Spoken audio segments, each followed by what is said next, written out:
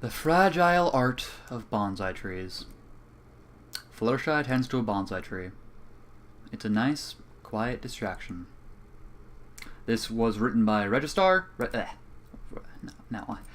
This was written by Regidar. He is fucking amazing. He is one of the funniest guys I know. He's a really great author. He's fucking fantastic. I love this guy. You should all go to Fimfiction and check him out right fucking now, because he's fucking fantastic and I love him. But this story actually got featured. I really like it, and I'm recording this right after a long night. So my friend is still here. He muted his microphone. He's still saying hello and that he loves you all, because I love him too and he's great. But we shall just put on some sad music and let's get ready to record.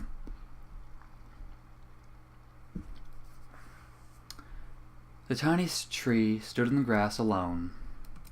The tree was very small, only about a foot high. Tiny little branches spread out from the trunk of the tree, and tiny little leaves hung from the branches. Tiny little roots dug into the soil, and a tiny little breeze blew through its tiny little self. The tree was alone, at least alone of other trees. A few animals did live in the boughs of this minute plant. A small old mouse lived in a tiny burrow at the very base, where it feasted on some small grubs that wriggled in the dirt nearby, and also enjoyed the small fruits the tree had to bear from time to time. Some small crickets lived in the grass, and a small family of small lizards lived on the branches above. A few feet away from the tree was a small anthill, where a colony of small ants marched about. The grass was somewhat tall, about 6 inches in height. It had not grown for a while, but none of the animals paid any attention to that. Instead, they focused on living in their small ecosystem, day after day, night after night. On that day, they heard a sound that was all too familiar.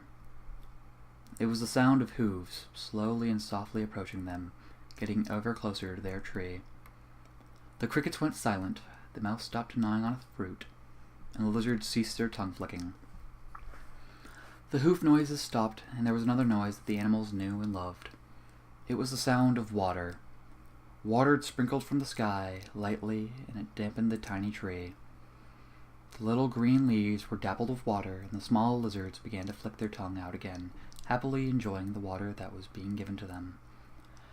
The mouse lapped at a rivulet of water that was cascading down the tiny trunk towards him, and the grubs in the earth began to wriggle around happily as they were moistened. Even the crickets leapt towards the tree to get in on the wonderful water. The deluge stopped after a few moments, and there was another sound as a watering can was set down onto the grass. The animals all went about, consuming as much water as they could, all the while the originator of the sounds and water looked down at them in love. "Oh my, you sure all are very thirsty today," she said. She was a yellow Pegasus by the name of Fluttershy, with a pink mane that flowed softly with each gentle gust of wind. On her back a saddlebag rested, and in it were several tools. Around her throat a golden choker hugged her, with a small pink butterfly that lay just above her chest. She missed butterflies. After watching the animals enjoy their drink, she reached into her saddlebag with her mouth and pulled out a small pair of clippers. Bending down over the plant, she began to snip the leaves and branches very carefully, making sure that the longer ones were attended to and the shorter ones were given room to grow. The lizards retreated to the base of the tree as Fluttershy did this, and droplets of water fell to the ground off the tree as she did so. After finishing her job, she sighed and took the watering can up in her mouth. Tipping it so that the water began to fall from it again, she slowly paced around the tiny tree, watering the grass that surrounded the small plant.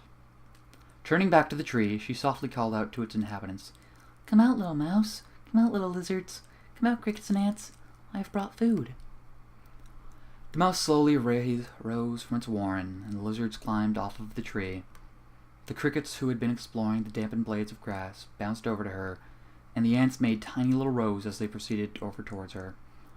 Fluttershy smiled. "There we go." Reaching into her pack once more, she pulled out half a somewhat bruised apple. The mouse smiled and extended its tiny paw hands up towards the apple. Fluttershy slowly lowered it down to him, and he gratefully accepted it.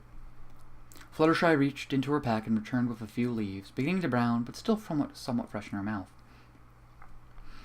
Sitting him down in front of the crickets, they began to chirp happily and swarmed the foliage. She giggled softly. I spent a good long time looking for those.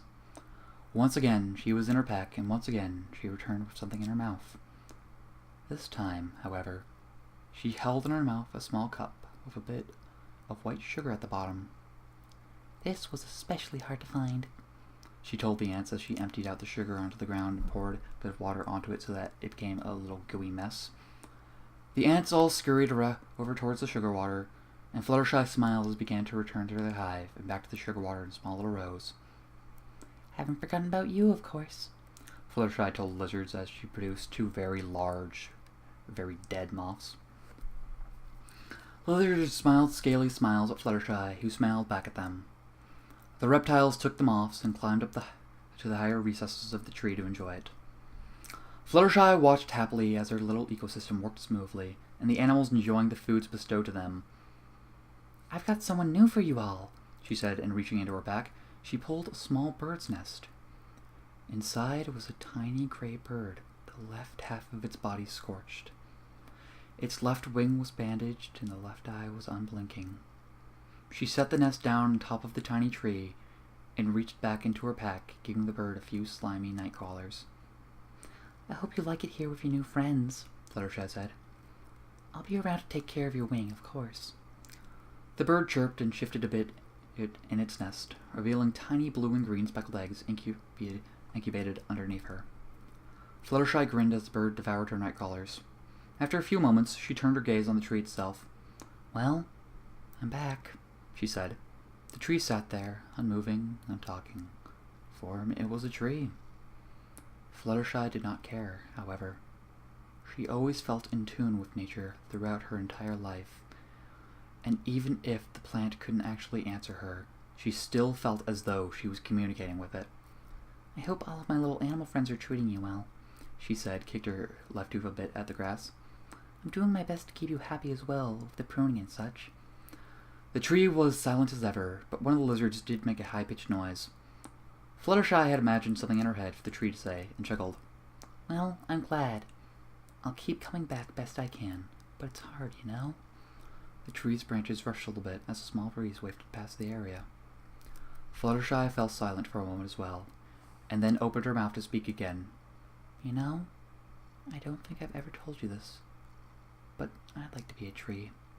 Sitting with my roots in the soil, peacefully letting water trickle down me, my leaves open to the sunshine, the warm breeze wrapping all around me, rustling my branches, small animals and insects keeping me company. Fluttershy fell silent again. Sitting down, she stared at the little ecosystem and how it functioned, working perfectly in tune with each other. The grubs worked away at the soil and fallen leaves in the tree. The mouse ate the grubs, the ants took care of the mouse's droppings, and the lizards helped themselves to the ants. The crickets all the while hid out in the grass, gnawing away at it, while soon they would be providing food for the birds. It was quite marvelous to see how nature worked. Fluttershy leaned back, lying down on the grass. Her head brushed up against the brown grass, the dying grass that lay apart from the green, watered grass. From somewhere beyond it, a fat brown cockroach crawled past Fluttershy, meandering its way towards the tree. Of course, cockroaches survived everything. Well, except for lizards, and soon one lizard was much happier than a certain cockroach. Fluttershy sat up and blew a bit of hair out of her eyes. Sighing, she looked away from her beautiful little ecosystem, a tear in her eye. Turning her head, she looked out at where she had come from, the gray ashes still falling from the sky as if snow. There were the twisted and burnt remains of a cottage, her cottage. The Everfree, once a brilliant and abundant place of life, was now nothing more than gray stalks, burnt reminders of what had once been.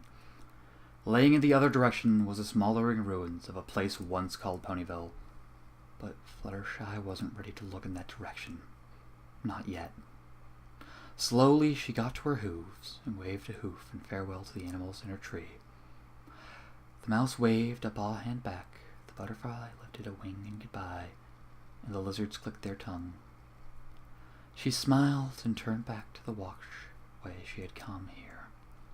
Stepping out onto the ashy, ruined earth, she trotted away from the small little patch of life in this dead world. Her eyes brimmed with tears as she passed by 5 wooden markers, each with a trinket of brilliant gold inlaid with a gem of some sort in a certain shape hanging from the top. And that was the Fragile Art of Bonsai Trees. Again, everybody, go check out Regidar. Fucking amazing guy.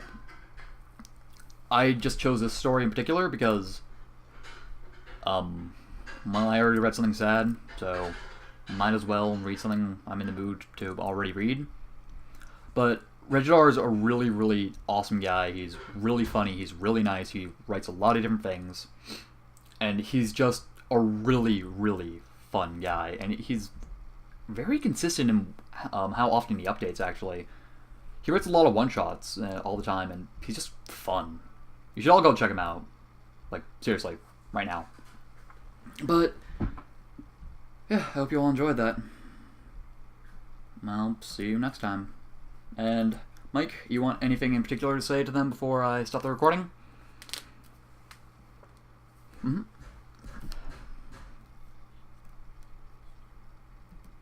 Seeing as that didn't come up in the recording, he said, that was a good story. And sad. Anyways, I will see you all next time, and by next time, I mean whenever the hell I upload, because I'm probably going to record something else now because I need to record stuff. Yay!